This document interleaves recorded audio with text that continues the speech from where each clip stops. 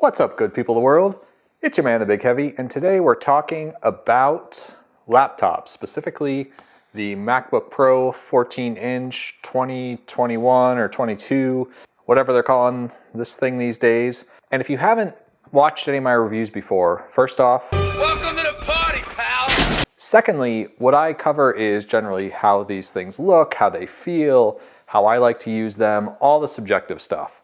So if you want objectivity, if you want to gab about gigabytes, if you want to pontificate about petaflops and nitpick about nits, you've come to the wrong place. So there's tons of reviews like that out on YouTube. Strongly encourage you to look up one of those, knock yourself out, get down and dirty with the technical stuff. You'll have a great time. If you're more interested in, is this thing gonna work for me as a tool?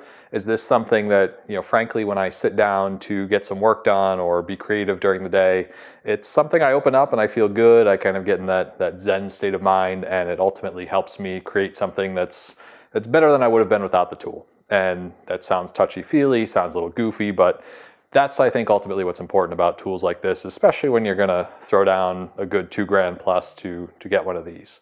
So if that's kind of your jam, if that sounds appealing to you, then let's get down to business. So I want to start off with a brief overview of kind of how I use computers. And the reason for that is I want to give you a little background, and hopefully some of this connects with how you work and how you use technology. Maybe there's elements where you're like, I see why this jabroni is telling me something, or I see why he likes or dislikes some aspect of this MacBook. So that's the context I want to give you. And generally my computing's probably like 80-20, and the 80-20 split, 80% of that is super boring, super generic office type stuff. So for me, that's Outlook, which is Microsoft's email product. It's the rest of the Office suite, primarily Word, PowerPoint, Excel. It's tons of video conferencing, so Zoom, Teams, all that stuff. It's talking to people, it's creating presentations, it's occasionally doing a financial model or something in Excel. And frankly, that's not that computationally intensive. That's stuff you could do with an iPad, and which I have done with an iPad. But that 20% is where things start to get a little squirrely. And that 20% is producing videos like this for YouTube. I know you're shocked and dismayed that someone like me is not a professional videographer. I'm shocked to find that gambling is going on in here. You're winning, sir. Oh, thank you very much. It doesn't have oodles of fancy equipment.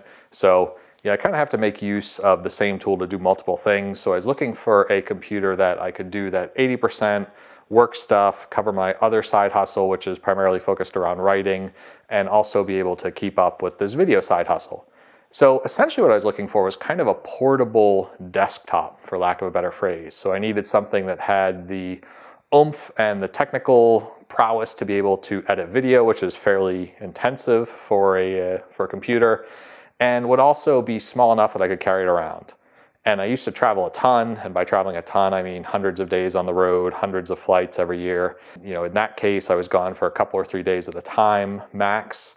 These days, my traveling is a bit less, but it's more longer term. So when I'm kind of leaving my home office, it might be going out on the road for a couple or 3 weeks, might be going to a friend or relative's house and kind of staying there, might be going out, sort of relocating and working somewhere from a different location remotely versus jumping on a plane for a couple or 3 days. I also now am 100% home-based pretty much, and I have an office in my house that I work out of where I have a desktop that's wonderful and where I previously did most of my video editing.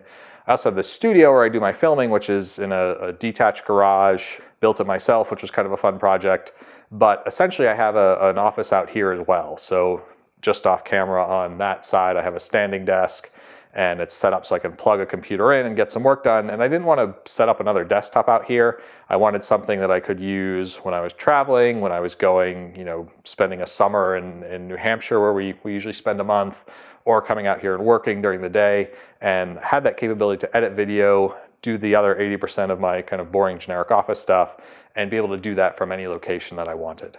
So my primary concerns when I started looking, and I looked pretty widely, and I'll talk about all the other options I looked at, was getting that balance between power and kind of that desktop-like computing capability, and enough portability that I could throw this in a backpack or just carry it out between house and the outside studio without having to load up a giant bag, but also without having to have a 7-pound, 17-inch monster of a computer that wasn't feasible to bring on an airplane and be able to use in front of you without someone tilting back and totally demolishing the screen. So with that in mind, I started shopping, and the first place I looked and kind of the first device I thought of may seem like an odd choice, but I'll explain a little bit why this was kind of my first choice, was the iPad Pro. And this is the couple or 3-year prior iPad Pro.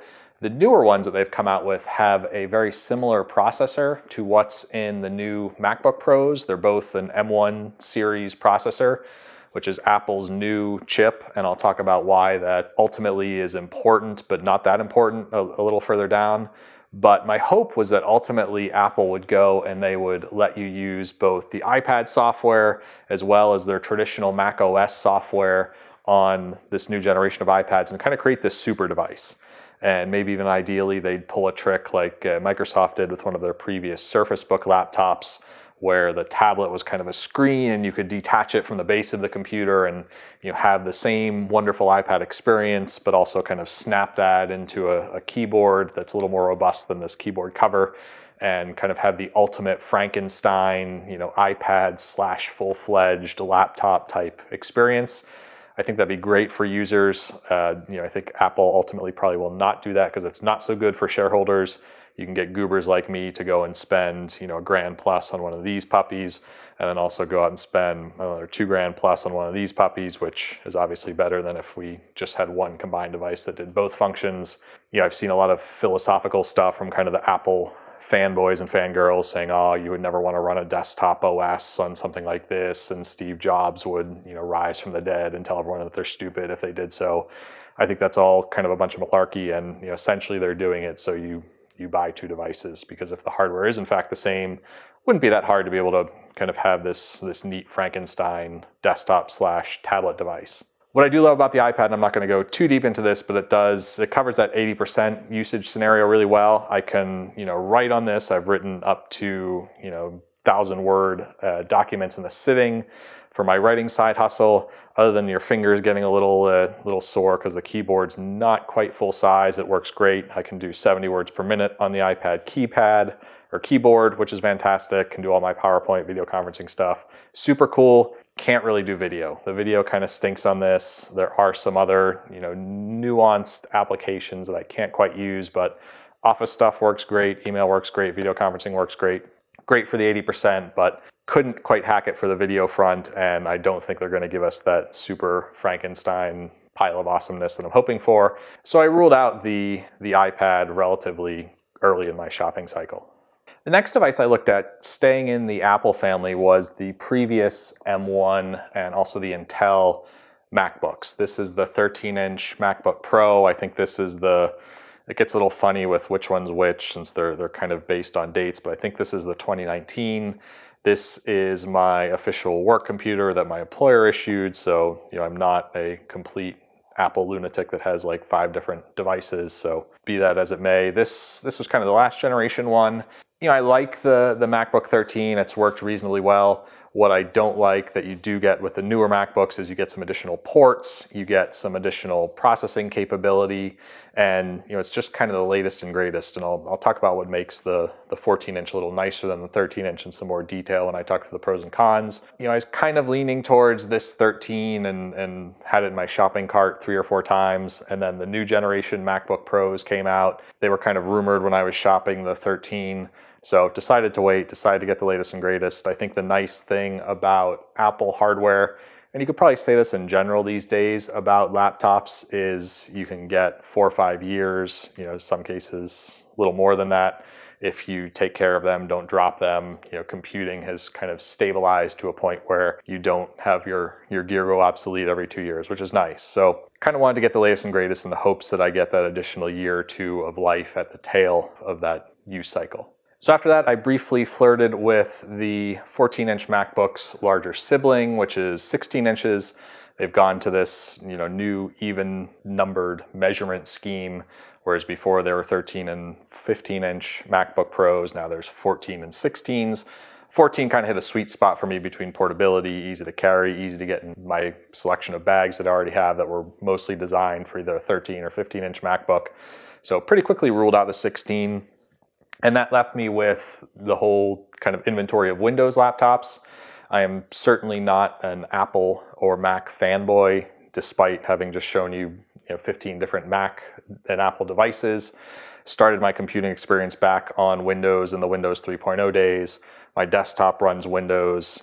I think these days, and maybe it's a whole topic unto itself, but frankly, there's no real reason to pick one or the other than personal preference. All the software you could ever want is available for both platforms, whether it's Office, Adobe, all that stuff is just as good on Windows as it is on Mac and vice versa. With the exception of some of the software that Apple gives you, like their movie product and GarageBand and all that stuff. You can't really get that on Windows for obvious reasons. For the most part, anything you want to run that's not written by Apple is available on both platforms. Anything else is mostly a web-based application. A lot of my other software that I use on a regular basis is a web-based tool. Whether it's running on Edge on Windows on my desktop or running on Chrome or Safari on the MacBook, really operates the same way. So I wouldn't get too hung up on Windows versus Mac. If you already have an iPhone, the Mac does give you some additional capabilities there. Windows kind of works good enough. But as I looked through the Windows laptop selection, there's not a ton of really nice, compelling hardware that hits that combination of being relatively travel friendly, having that desktop level of performance and power and capability, and also having frankly, kind of a nice hardware design. I think Apple still has the best looking hardware. It's put together nicely. It's solid. They've got some nice use of materials, all that stuff. You see somebody generally sitting in the airport with a MacBook and you're like, hey, that looks kind of cool. You see someone next to them with a plastic fantastic Lenovo or Dell or just generic Windows machine. They're kind of meh. I think the one exception to that, and probably the place I spent the most time looking in the Windows world, was Microsoft's in-house hardware. They've kind of followed the Apple path and had a completely confusing naming convention where everything's a Surface. There's a Surface Book, a Surface Pro, a Surface Amateur. I don't really understand all their branding. It's kind of goofy. The hardware is relatively nice looking. The specs aren't great, and particularly for video rendering, what I heard was it's not as capable as the Mac. So that's ultimately what kind of steered me towards the current generation MacBook Pro, particularly the 14-inch. So let's get into some pros and cons of the 14-inch MacBook Pro. So first off, I think the size is kind of in a Goldilocks space. The monitors or the screen's a little bigger than a 13-inch. It is noticeable versus the 13-inch MacBook Pro. It is easy to slip into your briefcase. It fits most 13 or 15-inch laptop sleeves. And the size and weight is close to there. I wish it was a little bit lighter. Much like me, it could stand to lose about 20% of its weight. I'm sure they'll do that in the next generation and hopefully try and get some people that were foolish enough to spend the money on this thing to buy another new one. Size and weight wise, it's nice. It looks nice. This is the silver color. I'll do some side-by-sides with my other 13-inch Pro, which I believe is the space gray. My aesthetic decision-making process came down to what was available in stock for quick delivery at the Apple Store, and it was the silver. I actually initially wanted the space gray, but they didn't have that. But I was pleasantly surprised by the silver. It's not as much as silver as it's kind of like a white, brush metallic. I'll put it next to my white hair and obviously a paloric face for some reason that I don't know if that'll help you compare it all, but hey, why not? So, size and weight wise was pretty good, easy to transport. The other thing I like that's I guess a feature of every Apple product is you get kind of your own support network that's essentially worldwide with the Apple retail stores. I haven't had a ton of problems with Apple stuff in the past, but if you do, generally there's an Apple store in every major and second or third tier city pretty much in the world. You can go in there, you can bring the device in and they'll fix it if it's in warranty, or they'll give you a quote and can generally do most of the repairs in the store, versus if you have another competitor's product, you may end up having to send it somewhere. You lose a couple or 3 days in transit time either way. So that's kind of a nice benefit that pushed me a little bit in the direction of the MacBook as well. Now, I was a little bit concerned when I started looking at these on the new processor. So I promised you I wouldn't get too deep into, gigahertz and all that stuff. If you aren't aware, Apple essentially created its own processor, and the processor's, kind of the brain of the computer. Historically, both Windows and Apple computers use processors from Intel. You've probably heard of Intel, you've probably seen their ads. They were kind of the ubiquitous standard, save for some other competitors that were playing in that space. And about 2 years ago, Apple decided in its computer line to create its own processor. Called it the M1, and essentially it's completely different from the Intel processors they used to use. So what worried me was, different processor, it has a different architecture. You can go and read about this stuff if it interests you. But I was worried that would create some noticeable impact to the computing experience. I was worried I might not be able to use certain applications. I might, not be able to load certain programs or tools that I use. And essentially that would kind of get in the way of using the machine. That worry was absolutely unfounded for what I've done so far. Everything I've downloaded, everything I've installed runs great, everything works. There's a thing called Rosetta that in the background will make sure an application written for an Intel Mac will also work on the M1 Mac, and it's seamless. You don't, unless you kind of get into the details of the operating system, you don't see that that's happening. You don't have to do anything. There's no kind of special, secret handshake or anything at all, which is super cool. The one place I did kind of notice the M1 processor was completely positive, and that's that when you're encoding video, which is typically a processor intensive task, number one, it's super fast. This guy will encode video for my YouTube channel as fast or faster than my desktop, which is bigger, has bigger, badder stuff in it, and it does it pretty silently. The fans on this guy don't spin up as much as my 13-inch MacBook Pro, which is Intel based. If I'm working on a video and doing an encode, which is typically a very computationally intensive task, I'll see the CPU meter go all the way up, but the fan's kind of running at a gentle hum versus the older MacBook Pro and my Windows laptops where the thing's just screaming. I mean, the fans are going like it's ready to take off and fly around the room. From my perspective, it's essentially a non-issue other than the fact that the thing's a super speedy computer, super quiet. The one exception to that is this loses the boot camp feature, which was on the Intel-based MacBooks, which allowed you to load Windows if you so desired. It's also a little bit squirrely, and I'm not fully sure how this will work with virtual machines. If you don't know what that means, if Parallels doesn't mean anything to you, you can kind of go and get yourself a coffee for the next 30 seconds. But basically, Parallels is a software tool that allows you to run Windows applications on a Mac. The only time I really used it before is I had a spreadsheet I had to use regularly for work that was just such a cluster and so full of macros and all sorts of crazy stuff, it wouldn't work at all in the Mac version of Excel. So I had to load up a virtual machine, go through all sorts of nonsense just to use this one singular spreadsheet. I've never found any other spreadsheet like that doesn't work on regular old Mac Excel. I don't have that problem on my personal machine, so I don't have any plans to install Parallels, don't see any need for it. But if you're somebody that regularly has to use Windows applications on your Mac, do a little research. Apparently there is a new version of Parallels that will work, but it has some caveats to it that I don't fully understand. So unless you really care about Parallels, I wouldn't have any hesitations going with the Apple M1 chip. It's faster, it's much quieter, seems much more heat efficient, fairly battery efficient, and just overall has been a very pleasant surprise from something I was worried might be a little bit of a potential handicap. The other cool thing about the M1 that's at least theoretical at this point is that it should actually allow software to get better with age. This is still a fairly new chip, and there's still applications that need to be rewritten and optimized to use the new processor. But I think Apple and other software developers are still learning about the capabilities. They're still learning how to optimize their software for these new chips. So, theoretically, over the lifetime of owning this device, the software is just going to get better, more efficient, and use the hardware a little more effectively. So you might see things like improved performance, improved battery life. And if nothing else, things will remain the same. If software developers do their thing and gets their engineering up to snuff on these new chips, we'll actually see the device improve and the performance improve, which is kind of cool. Other thing I like is pretty straightforward. There's new ports on this guy versus the 13-inch MacBook Pro. On the 13-inch Pro, you got two USB-C and a headphone jack. kind of lame, especially considering both of the USB-C ports were on the same side. If you had a wide thing you were trying to plug in there, you might end up blocking one of your USB-Cs with the other.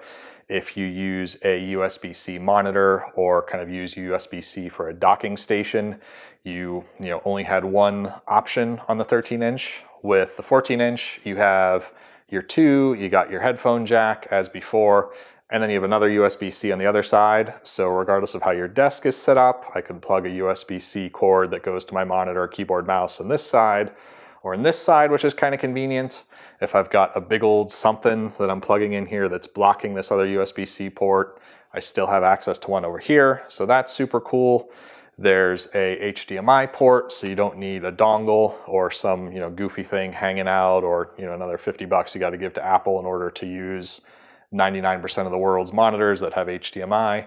And you also get an SD card reader. This seems to operate at least the speed of the card. Most of my cards that I use to record my videos have like a 90 megabit read speed. The Mac seems to hit them at as fast as they'll throw data down. So that's cool, saves you from carrying around an adapter in your bag. And they also brought back the Magsafe port. A lot of the Apple fanboys and fangirls were super excited about that. I've never been that wowed by the Magsafe. It's essentially a little magnetic port that your charger plugs into.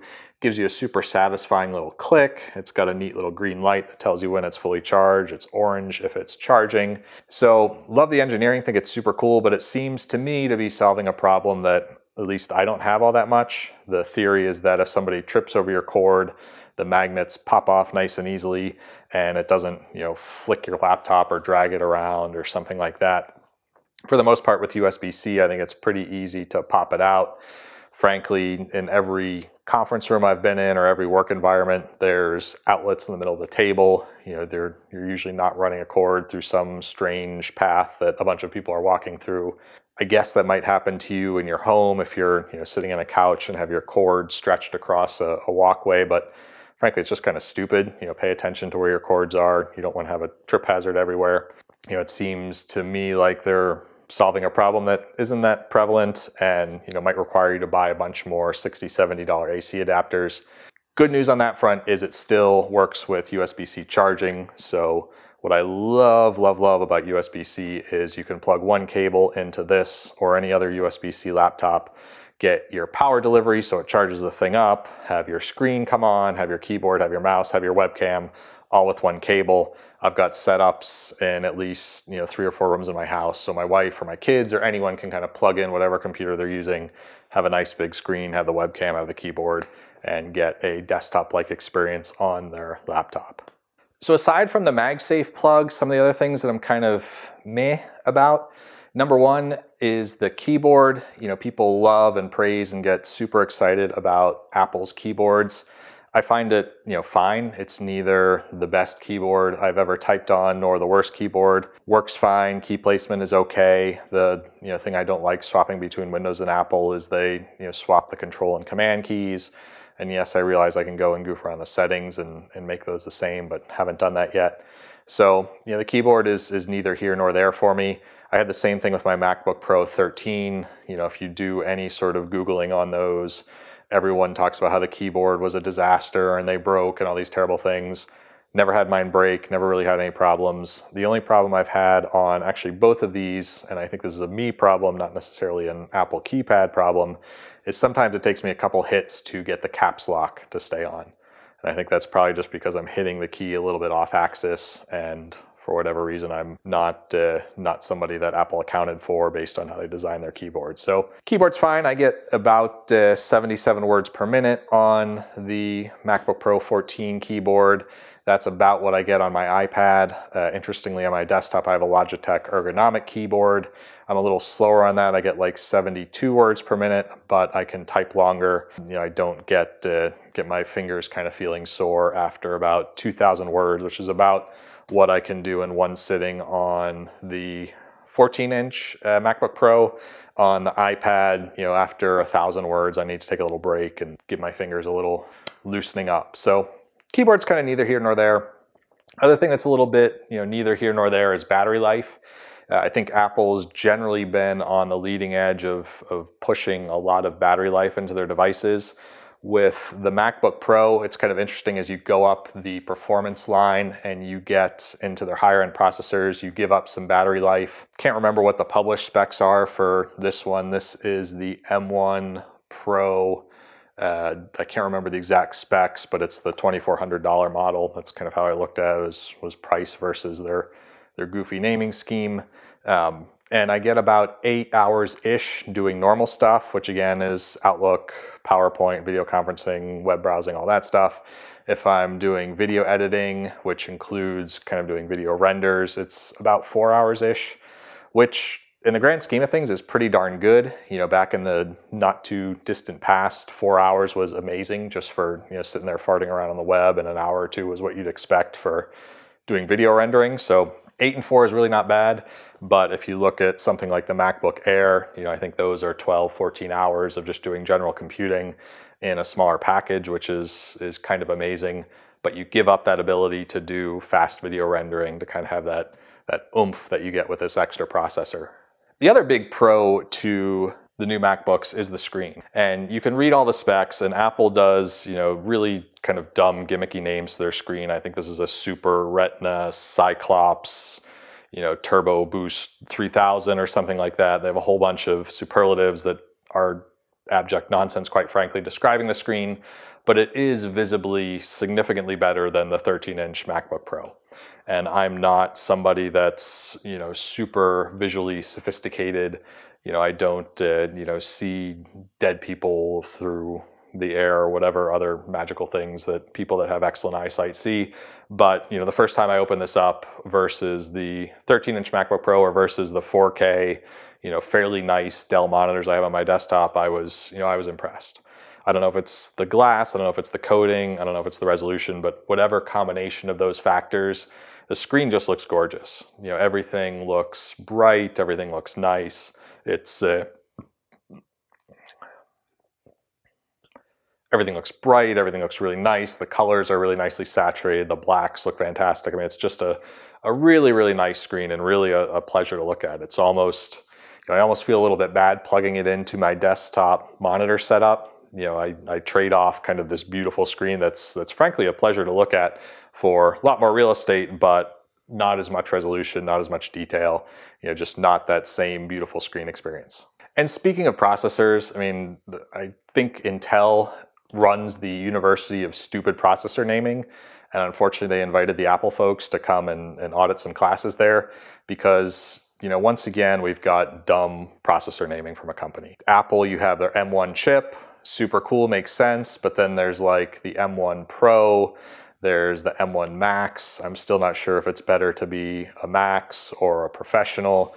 I think I'm a Pro here. You know, as you can tell, clearly someone called the Big Heavy is Professional. You know, they start doing stuff with core counts where, you know, there's a couple or 3 versions of the Pro, there's a couple or 3 Maxes, and you get different numbers of cores, which does different things, and it's just super confusing. I mean, it's not as bad as Intel. You know, back in the day when I started with computers, if you were a, you know, high schooler that was mowing lawns to get your stuff, you bought a 286.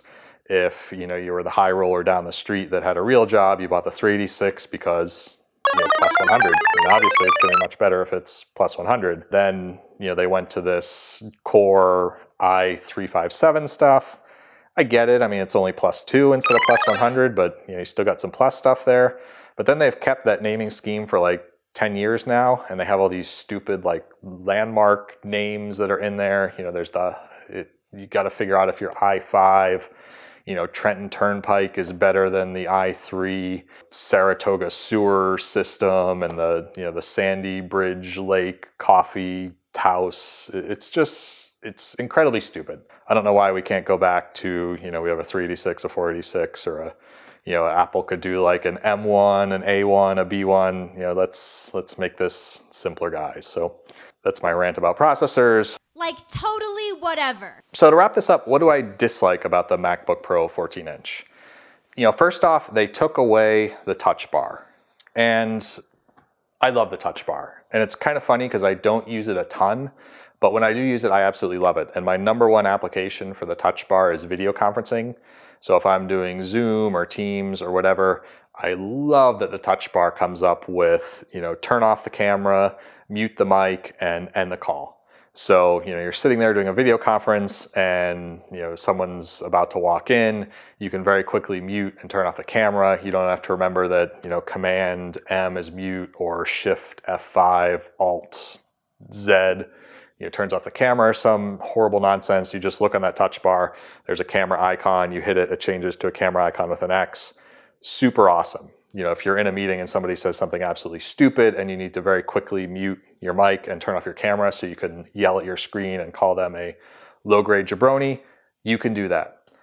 They took that away, and what I've heard from the fanboys and the supposed people in the know is that developers weren't taking advantage of Apple's miraculous gift of the touch bar. And who can blame them when they only had it on the 13-inch MacBook Pro, and now it's not on the new generation of MacBooks, so clearly the thing's going to die a terrible death.